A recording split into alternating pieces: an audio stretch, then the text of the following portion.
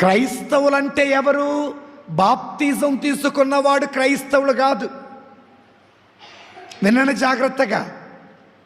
సంఘము మారితే క్రైస్తవ్యము కాదు, మతం మారితే క్రైస్తవ్యము కాదు. బైబిలు చేతబట్టి దేవుని వాక్యమును బోధిస్తే క్రైస్తవ్యము కాదు. మైకు పట్టుకొని పాటలు పాడితే క్రైస్తవ్యము కాదు.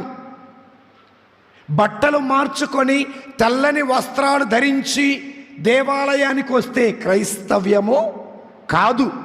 నువ్వు క్రైస్తవుడివి కానే కాదు. గుర్తుపెట్టుకోండి.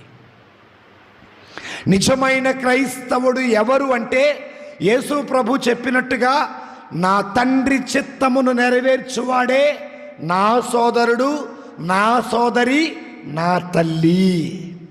కనుక ప్రియమైన దేవుని